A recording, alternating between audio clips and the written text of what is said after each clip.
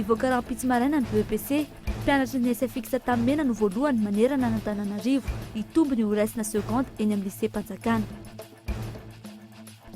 Milahatra amin'ny vondrona Europeana ny Prime Ministra ny marimaritra iraisany Omer Berzika, tokony andatena ireo mpanao politika amin'ny sisika hovidiana.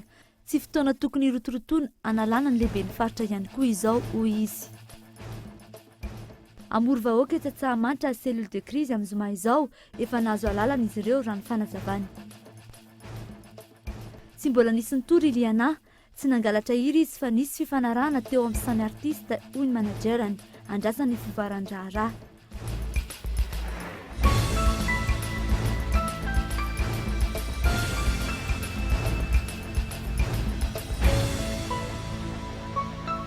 Tonga soto anatin'ny fampahalalam-baovao tomboky lasy tomboky vavy, ampanajana no hiara-bananao sy anasananao anaraka izany hatramin'ny farany. Ampahafantarinanao ety ampiandoana fa manambahiny ny fampahalalam-baovao anio, anarana iny matetika miteraka resabe ihany koa Ramatoa Sabera, hiresaka misimisy amintsika izy avy eo.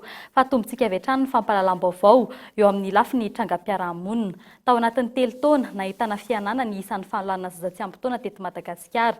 Tsy azo didy tsy hita nefa ireny trangam-piarahamonina toy ilay niseho tetsy Anosizato, izay naolan'ny rainy ny zanany vavy miisa 4, misy fiantraikany amin'ny sain'ny zaza ireny herisetra ireny. Isan'ireo tranga 80 tamina resaka fanolanana sy herisetra natao tamin'ny zaza tsy ampy taona, ny nahazo ireo zaza 4 teny Anosizato izay nisintona ny sain'ny maro iny. Raha iverenana, tamin'ny taona 2012 no nanaovan'ny rainy niteraka azy fa nararaotana aranofo ireo zanany rehefa tsy ao an-trano ny reniny. Tsy indray mandeha no nisehony izany fa efa imbetsaka. Na indroa dia ny sandro dia zokiko 1/2 dia ny sandroko anankiroa indray mpandeha izy 3 dia na indroa. Mbola olana eto amintsika ny henatra ny fiarahamonina sy ny tahotra amin'ny herisetra. Na izany aza, efa mitombo ny isan'ireo olona mahasahy manao fitoriana ny abibiana toy izany. Tamin'ny novembre 2012 4, décembre 2012 enina, janvier 2013 roa, février 2013 telo, avril 2013 4, mars 2013 ray, tamin'ny volana juin zao tsy nisy an'izay nandalo teto aminay izay ary ny totalin'izay zany mamea izay 22 juin 2013 roa tany amin'ny braonay teny amin'ny 67 hectares io, fa ny teto Anosizato tamin'ny mai 2013 ray, tamin'ny juin 2013 enina, izay mitotaly 7. Zany rehetrarehetra zany no nandalo tamin'ireo tena hoe zaza tena tsy ampy taona. Ny eo anivon'ny police de mœurs dia manentana hatrany ny olona mba hitory ny tranga toy ireny. Enjana dia enjana ny sazy miandry ny mpanao fanolanana ny zaza tsy ampy taona.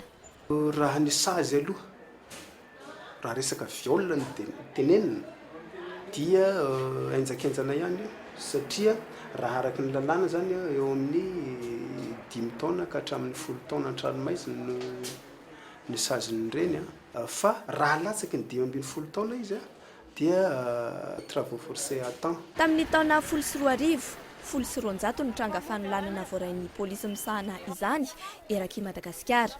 170 zany ny taona 120 ary 720 ny 2020.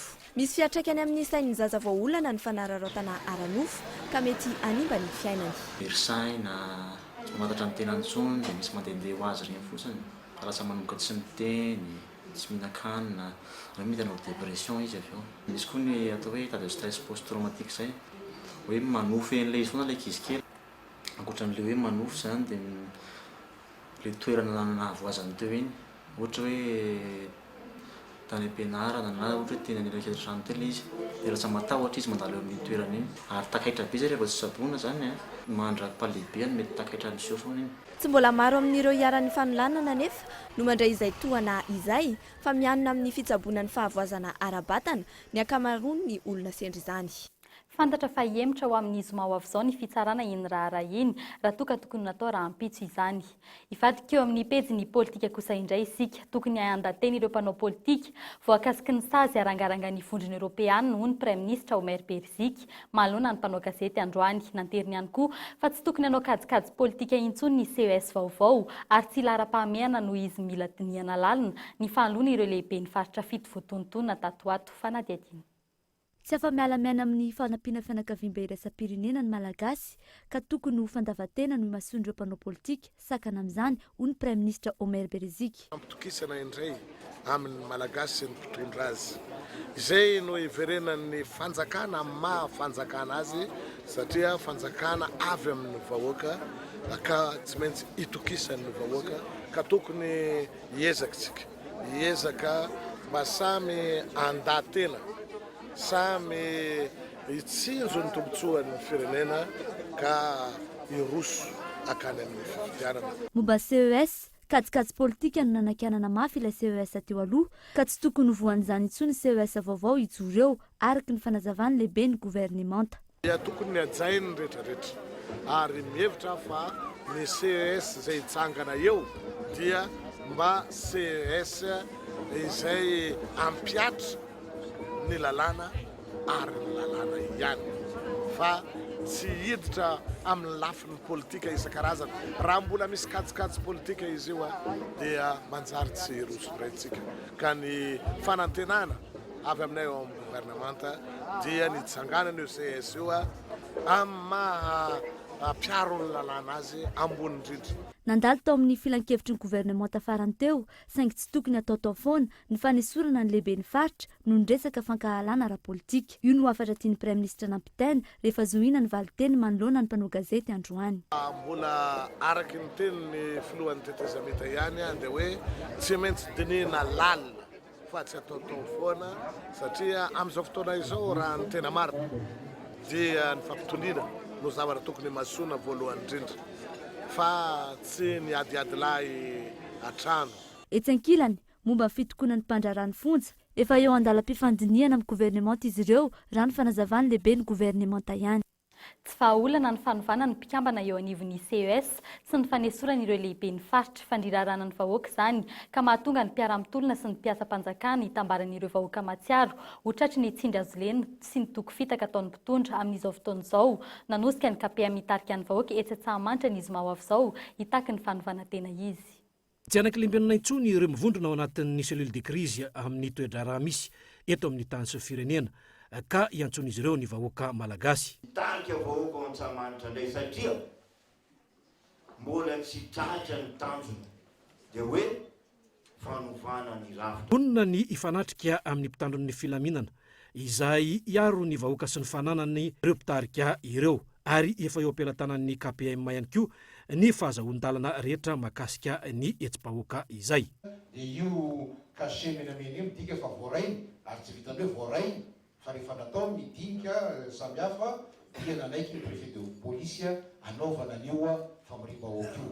Ato anatiny ihany koa ny taratasy izay nalefa tany amin'ny andriamatoa pasteur Kale an'io toerana io ary dia ity ihany koa ny fanomezan-dalana izay avy aminy. Na rapitso na afaka rapitso dia andefa taratasy any amin'indray zahay angataka ny Ambojatovo amin'ny alarobio avy izao.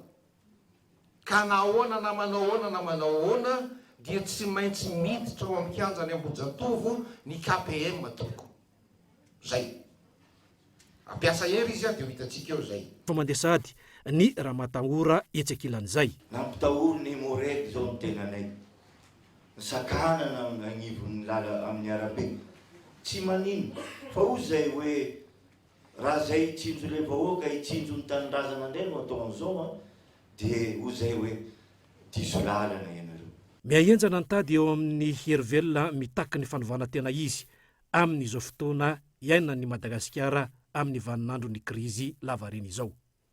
Na dia efa misy ihany aza ny anarana fantapatatra amin'ireo mpikambana vaovao eo anivon'ny CES dia nin'ny fitsarana tampony tsy nasiana voka-pifidianana vonjimaiky mba ialana amin'izay mety ho fitsimbadiky ny zava-misy amin'ny ora farany no anton'izany ny vokatra avy any amin'ny faritra raha teo koa mbola andrasana. Ny mpikambana hafa zao amin'ny CES vaovao io dia efa manomboka fantapatatra ka izahay zany atao amin'ny fitsarana koa dia miesaka no amoaka ny rapitsoaka zay no tonga n'le mafiasa hoe mamonjy zay voaparitany natany dehibe zay afanafandray aingana zany no le mpitsara ifidy mba atoravany vokatra aingana aty aminay.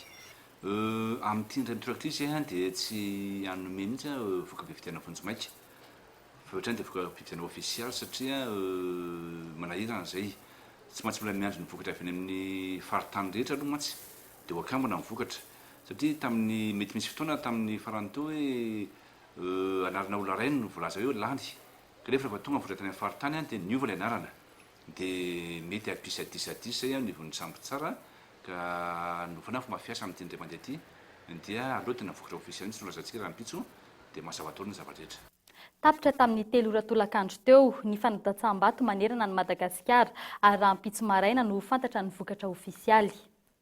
Fitarihana ny tetezamita makany amin'ny fitiavan-tseza no misy ataon'ny mpitondra amin'izao fotoana izao fa tsy ilay tena fanovana marina ka mahatonga izao fanovana ireo mpikambana eto seroa izao nefa tsy mitondra makany amin'ny famahanany krizy fanadihadiny. Manoloana ny toetra raha misy amin'izao fotoana izao ary ny fanapa-kevitra ny anivon'ny gouvernemanta ny amin'ny hoe fanalana ny lehibean'ny faritra izay miteraka krizy vaovao sy resabe hoy ireo nanao soniny tondrozotra ny mahakasika izany. Fotoana ve zao anesorana olona sa kosa efa tafiditra sady anatin'ny kajikajy hoe mila esorina ranona sy ranona sy ranona satria raha reo no eo dia tsy lany na ny tenako na ny kandida azy ho toanako. Raha ny tena marina ny dinina amin'izao fotoana izao ane le olona manam-pikasana anala ny lehiben'ny faritra no tokony ho alana. Ary tsy mety raha hoe ny olona tokony hoe sorona indray no manala olona.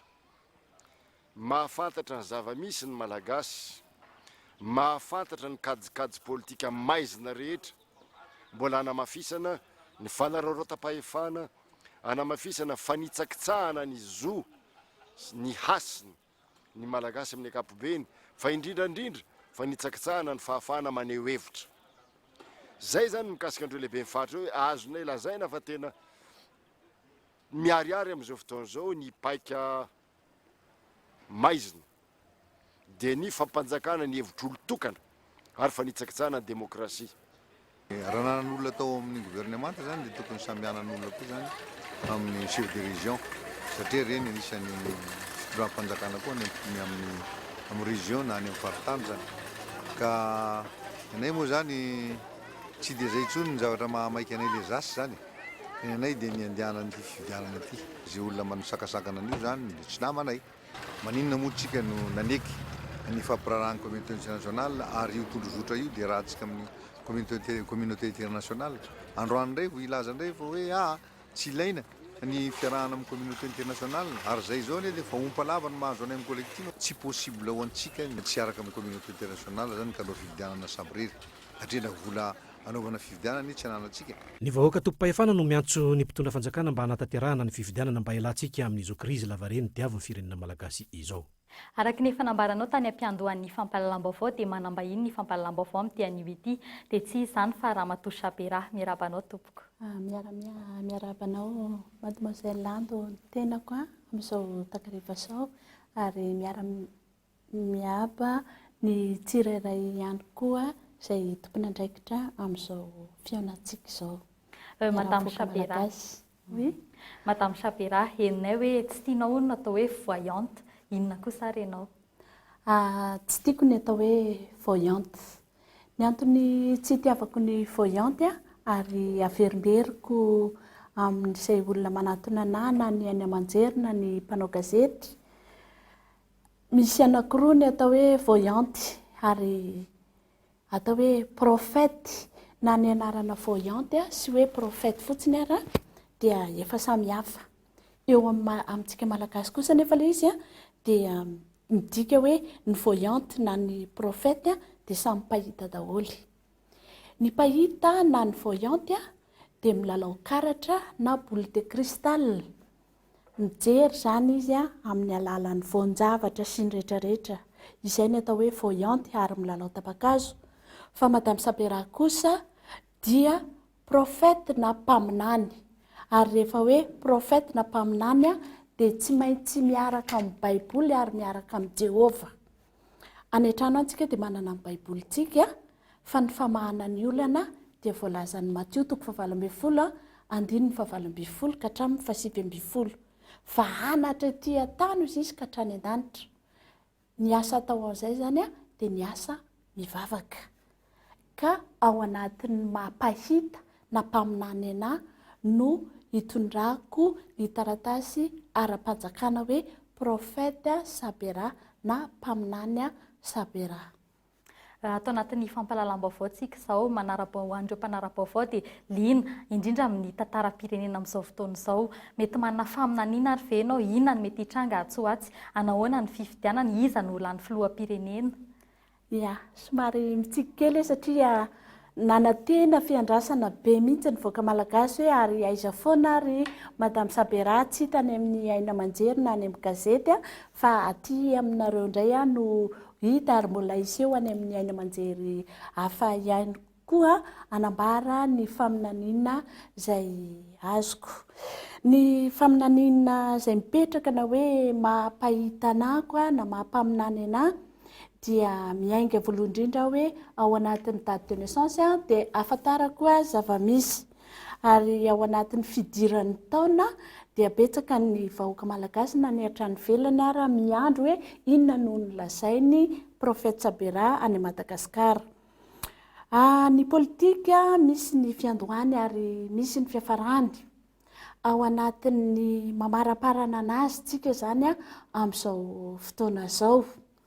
Raha tamin'ny voalohany zany izay fiandohany izay dia namoaka gazety Madame Sabera hoe loza no iseho amin'ny firenena malagasy raha ohatra ka tsy mifandray mifampiresaka ny président Marc Ravalomanana sy président Iandro izy amin'izao fotoana izao. Zay ary mbola tazoniko hatramin'ny voalohany ka hatramin'ny farany izay teniko izay. Manontany ianareo hoe efa hifarana ny raharaham-pirenena, mbola enjakenjana ny fifaranan'ny fiainam-pirenena izao tantaram-pirenena izao, ary anafarako ireo ray aman-dreny reny tahaka anahy sy ny zanaka sy ny vady mba tsy hanamanjo intsony tsika ao anatin'ny roa taona, satria hifampisedra hanao ny asany ary ho be ny asan'ny mpitondra na zany hoe ny polisy, ny gendarme, ny mpandamina ny raharaha zany hanao ny asany ary hanomboka hiasa be ry zareo reo. Ao anatin'izay fotoana izay ihany anefany dia tiako no mampafantatra anareo amin'ny mampahita anako. Somary tara ny fifandraisan'ny mpanao politika hevitra atolotra hoe ho famahana vahaolana tara be tsika. Misy ny sasany milaza hoe fifidianana député, tiana. Misy ny sasany hoe filaminana atao raharaham-pihavanana, tsara izay raharaham-pihavanana izay fa somary tara ho any fametrana an'ilay izy, tsara izay fampihavanana izay fa somary tara ozy izy amin'ny fametrana an'ilay izy. Ny zavatra izy zany izao atoko lany tsara sofina, ny zavatra izy amin'izao fotoana izao dia hiova ny tetezamita. Mangataka re satria ny faminaniana izay azoko dia ny tetezamita izay hiditra eo dia roa taona. Ny zavatra iseho ao anatin'izay roa taona izay ny fahatran'ny malagasy amin'izao fotoana izao. Iseho zany ireny fandrobana isan-karazany ireny, ary tsy mety tsony ngamba n'ilay izy hoe anenjika ny manana volamena eny Analakely na hoe androba trano sy ny karazany, fa isika manan-katao mihitsy no atakeny vahoaka entitsika amin'izao fotoana izao, ka ny faniriako mba hidiro aingana re ilay fifidianana. Miditra ao anatin'ilay fifidianana tsika zany amin'izao fotoana izao izy ozy izy ianao no lany eo, efa fantatro ihany ilay ho lany, fa saingy izao ny mpaminany tsy masina taniny, tsy masina taniny ny mpaminany ozy izy ny tenako. Ary mba mametraka kosa ho antsika ray aman-dreny izay efa mipetraka, asa korontanina izay efa natsangana fa eo amin'le fanakorontanana ny efa natsangana no manimba zavatra be.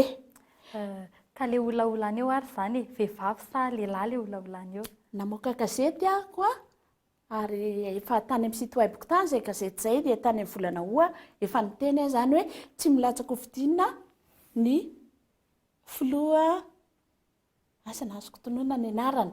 Nisy olona anankitelo niteneniko tamin'izay dia tsy nilatsaka fa efa nisy ny tany fandeha ny tantarany tsy mbadika dia nilatsaka indray izy. Asa diso hevitra retsika mpanao politika mampiasa ny hoe ty faideroty ty fa atsangano aingana ilay boky kelytsika dia ny lalam-panorenana tena izy atsika ny tokony mba hiazaka zany raha ohatra ka mbola hifarirotra ela ny fitondrana. Fa dia ho satry foana ve hananala helitsika amin'ny manam-pahefana sy ny mpitandro ny filaminana hoe voatifitra indray ny ohatra fefy indray hanao an'izao voatoraka indray sy ny karazany hilatra mizotra makaria amponjary eo ny sasany mbola mizotra mivoaka dia eo indray ny sasany milatra miditra ny amponja ka manontany ianao hoe lehilahy sa vehivavy no hitondra eo? Indrindratsika. Ia, dia somary mitsikitsiky kely isika vehivavy zany mapetsaka ihany ny mpanao politika vehivavy manatona anahy ary rehefa miteny dia mba manaraka ry zareo. Isika vehivavy na isika reny asa mbola maika ny azakazaka amin'ity firenena izay mbola arenina be ty. Ny problema ao anaty tokantranontsika ara efa tsy tambo. Ny mpaminanareo na mpaminany sabera dia tsy mahita vehivavy ao anatin'ny fitondrana fa mampirisika ny vehivavy kosa hoe manaova ohatran'ireny olona hiazakazaka hoe afomarika pré parte fa hitondra isika vehivavy ao aoriana ao. Ary ny teny anankiray tena mahafinaritra dia apetrako dia izao: avelao izotra ampilaminana tsara ny fifidianana ary mametraka teny satria fombako ny mpametraka teny hoe zao ny teny apetrako any président Yandry. Asa lalina amin'ny gauche à droite ny vola fa mbola mba tsinjovo reny valala fa mbola ho avy catastrophe ny valala. Reny izy reny miseho reny tokotra n'le izy ary mbola miteny hoe mifaly ihany ianao président Yandry fa mbola hitondra firenena ianao fa tsy amin'izao. Lehilahy mpitondra fanjakana ao anatin'ny gouvernementanao ihany no ho foloha eo ary somary mba miazakazaka manontany izy hoe izy ary le izy sabera fa ho tononoko aminazy ny feo mba tsy habetsaka ny volantsika ho lany. Après n'izay zay vao isy vehivavy hitondra firenena satria tsika firenena malagasy ty raha manaraka ny tantara tsara tsika dia tsy hoentina lehilahy tsika fa hoentina vehivavy. Ary zay no mahatonga atsika reny no tompona ndraikitra mamavoava ny vahaolana voalohany indrindra ao anatin'ny tokantrano. Raha hoe misy zavatra manjo dia tsika reny no mamaha voalohany indrindra hoe inona reneny atao ary tsika reny no mahavoava. Isika reny mbola hitondra nyreo zaza teraka rapitso na teraka androany na hiteraka tamin'ny sasany nyteny hoe ny taona 2000 hoentin'ny ankizy ankehitrio. Ny ankizy ankehitrio raha efa betsaka be zavatra vitany jereo tsara reny action niseho tany amin'ny korana magro sy ny karazany ny zanatsika naterakitsika tany no efa nanao ny missiontsika. Mahaiza mionona tsara isika reny fa aza dia metetra loatra hoe za hiazakazaka fa ho latsaka fividianana lany reny volanao fa lay mba hidirana ao anatin'ilay gouvernement vaovao iseho no mba hiazaka zana. Izay zany no teny apetrako amintsika vahoaka malagasy amin'izao. Aza maimaika foana mihitsiny na hoe hitondra ny zanakitsika andeha hivory ery na hianiraka ny vaditsika andana manohana ny ary fa mba mangala toerana kalokalma dia mba miaino azy azo atao ao. Misaotra anao Madame Chaperana naiky ny vahiny teto amin'ny fampahalalam-baovao KOLO TV sy ny KOLO FM manotondra ny fahitanao mahakasika ny raharaham-pirenena. Misaotra anao dia misaotra antsika rehetra mpanaraka ny vaovao. Mazava ho azy moa fa finoana ny tahaka ireny miankina amin'ny faharesen-dahatra ny tsirairay. Fa hivadika lafim-baovao hafa kosa indray isika. Nahazo hôpitaly vaovao ny tanàna vao niorina ny Anosy Alambotra Atrimo, hôpitaly international no iantson'izany. Foto-drafitrasa vokatra ny fiaraha-miasa ny primatura lefitra misahana ny fampandrosoana sy ny fanajariana ny tany, ny ministeran'ny fahasalamana ary ny fitondrana sinoa mitetina 2.20 miliara ariary mahery fanadihadiny. No tanterahiny androany ny fanombohana ny tetikasa iray fananganana hôpitaly Goavambe antsoina hoe hôpitaly international etsy Anosy Alambotra Atrimo. Fanampiana avy amin'ny fitondrana sinoa ity asa ity izay mitetina 2.20 miliara ariary. Mifanandrify indrindra mitetikasa ny primatura lefitra misahana ny fampandrosoana anaovana n'Anosy Ala ho fitaratra amin'ny fananganana trano fonenana izany. Maninona moa ny hôpitaly iarahantsika mahafantatra angamba fa mbola tsy ampy dia tsy ampy ny hôpitaly eto amintsika ary eo anivon'ny départementa ny aménagement manokana dia nanao any Anosy Ala ho atao hoe toeram-pitarana na hoe nouvelle ville ho an'ny agglomération Antananarivo ary anisan'ny fantatsika angamba fa vitrine an'ireo projet na resaka logement sociaux ihany koa ny Anosy Ala dia ezahanay miaraka amin'izay tokony andraikitra hafa ny mametraka an'ireo foto-drafitrasa izay mba ahafahan'ny tanàna Antananarivo mitatsy ary inona angamba fa tsy ny ety Anosy Ala ihany no mety azo tombotsoa fanderenana izy ity fa ny ety amin'ny faritra andrefana sy ny avaratra andrefa ny tanàna Antananarivo.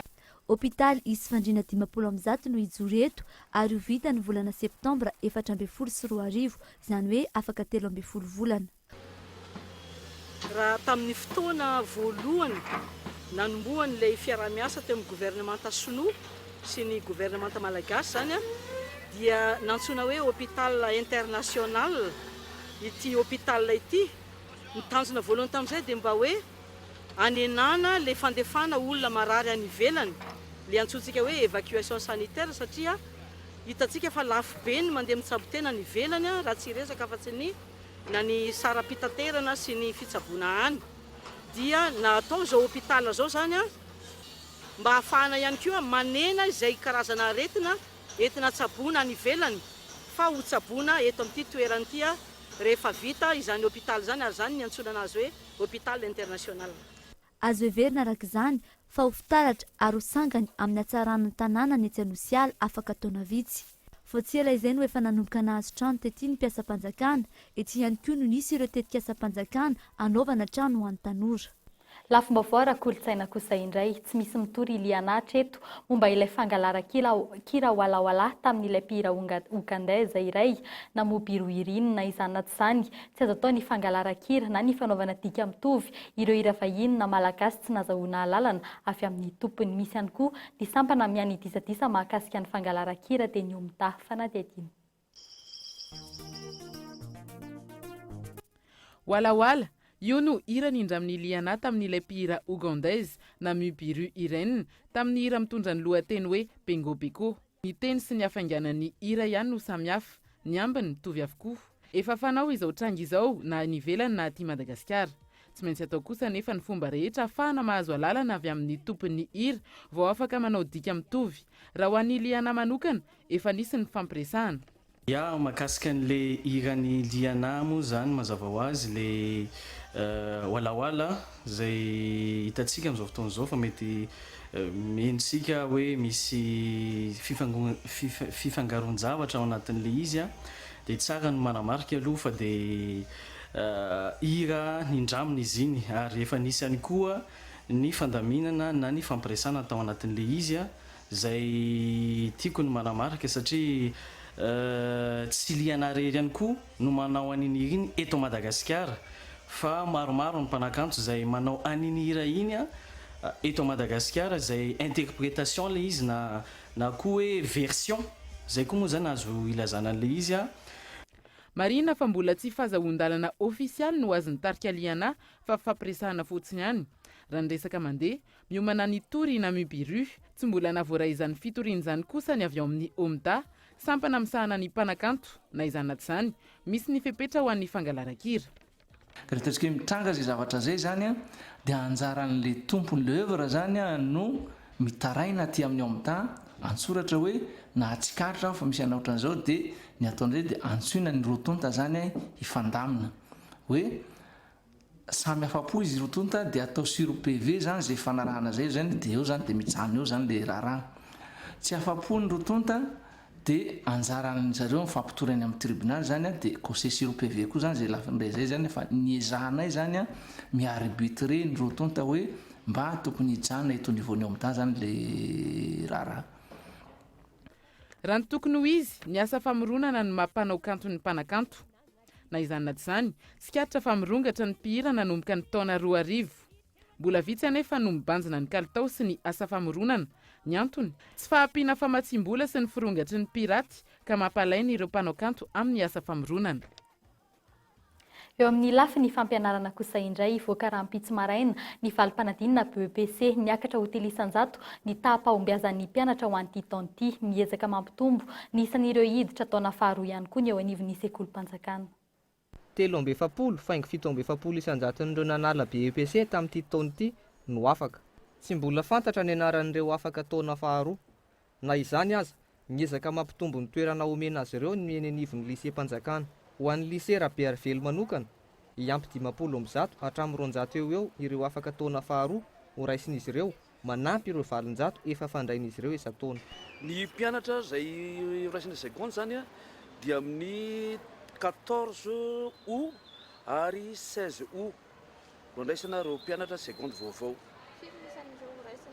Ny capacité d'accueil-nay dia eo amin'ny valonjato eo fa be dia be ny mpianatra avy any privé izay tsy mandray anjara amin'le fisoratana anarana zany a dia manao mametraka marge izahay hoe any amin'ny 900 000 any hoany. Efa vita tanteraka ny fitsarana ny fanadina-mpanjakana BEPC. Totosandroany ny sivana farany na délibération.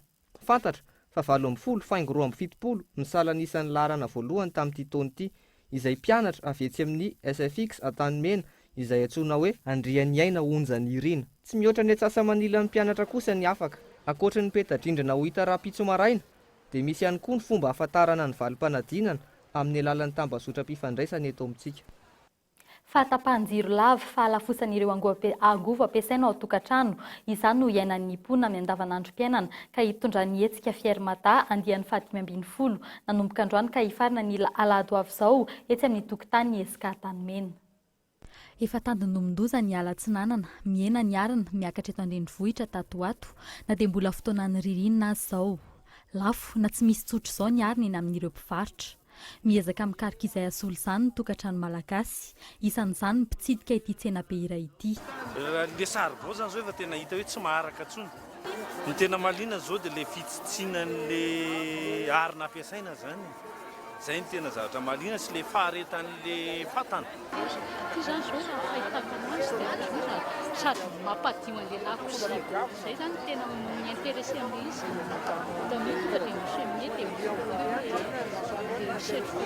Mety mitsitatra amin'ny 5,000 ariary isam-bolana ny tokantrano iray mampiasa angovo ao anatin'ny sokajy antsoina hoe biomasy mihoatra amin'ny mampiasa arina anankitay amin'ny fandrahoam-bary. Efa afaka mampiasa ireo angovo vaovao fandrehitra sy madio ary miaro ny tontolo iainan'ireo ny olon-drehetra ankehitriny. Ireo energia ireo moa zany a tsy mila tedavina lavitra fa ny manodidina anao izay misy manodidina anao zany no ampiasainao. Dia ohatra hoe anankiray zao a raha mividy charbon ianao a à peu près ataontsika hoe 70 ariary a no mamasaka vary a 4 kapoaka. Dia izay a raha biomasy no ampiasainao dia 530 ariary ny vidiny. Taimbakona, taolakatsaka, voakesika hatramin'ny tao mangazo maina dia afaka andrahoana sakafo na tono na asaly na atao sonona lafaoro ihany koa. Isika malagasy a amin'ny ankapobeny dia mandany vary 300 kilao isa-taona. Dia ny energia ny charbon zany na hoe kitay ahodina ho charbon a mahalany 2,500 anamasana izay vary zay. Kanefa ny amin'ny biomasy ny ampahafolon'izay zany hoe 47 kilo fotsiny dia mamasaka an'izay vary kilô zay tsy ny fandrahoana sakafo ihany fa hatramin'ny fanafanana rano any amin'ny efitrano fidiovana sy ny herinaratra avy amin'ny masoandro dia efa afaka ampiasain'ny any atokantrano amin'ny vidiny mirary sy mikadiny tontolo iainana ankehitriny. Mbola kely ny fandraisan'ny vehivavy malagasy anjara amin'ny fiainana ara-politika. Tanjona ny ametraka izay fandraisana anjara izay ho 500. Antony nanaovana ny atrikasa ho fametrahana ny paikady nasionaly hanamafisana ny fitovian-jo eo amin'ny sehatra politika sy ny fifidianana. Fanazavana.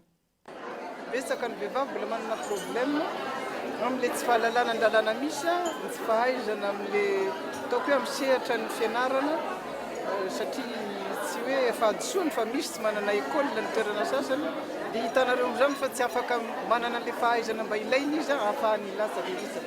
Misy koa toerana zay hitantsika fa ny toe-pahasalaman'ny vehivavy zavatra hitantsika fa sarosarotiny ihany tsika. Misy vehivavy mbola hiteraka nefanao politika izy zay raha environnement rehetrarehetra zay jerevana zany zay inona zany no tokony atao fa ampianarana le vehivavy amin'le lafiny ara-sosialy aloha dia rehefa avy eo le ara-politika amin'izay hoe rehefa ilatsaka izy inona daholo ny lalàna tokony fantany, tokony hanana carte d'électeur, tokony ho zao ny taonany ahafahany mihitsy, tokony mafantatra hoe tsy sorasoratana fotsiny zany bulletin be dia be zany le zavatra tokony fantany. Mbola lavitrezaka ny fanentanana ilaina aresy lahatra ny mpamboly eto Madagasikara izay maro anisa hatrany amin'ny 700 mponina idiran'izy ireny ho mpikambana amin'ireny ampiahiana ara-tsosialy ireny. Sarotra ny mikidika ny mpamboly noho ny fiparitahan'izy ireo any ambanivohitra. Ny mpampianatra firama no kendren'ny KNAPS amin'izany. Izany ezaka izany tahaka nanentanana nataon'izy ireo tany amin'ny faritra Ivakinankaratra. Miisa 509 ireo mpampianatra ireo no mila fiahiana ara-tsosialy.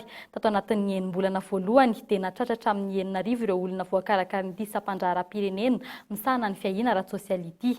Iazon'ireo tanàna amin'ny lalam-pirenena fahafito iny indrindra ny fanentanana manomboka androany. Satria KNAPS moa zany tsy misy masoivoy eraky ny distrika na ny commune rehetra. Fa hatreto aloha dia toerana 430 eto amin'ny firenentsika no misy ny KNAPS. Ka ny anaovana ny KNAPS amin'ny tendrombohitra zany dia anatonana andreo vahoaka izay saro-dalana ny makany aminy sy koa ireo toerana tsy misy masoivoan'ny KNAPS. Dia inany koa no entina mamarana iny fampahalalam-baovao iny isaora ianao naraka izany hatramin'ny farany. Mbola misy hatrany ny laratariby 034 07 888 02 ahafahanao mifandray amin'ny sampana fampahalalam-baovao. Veloma tompoko.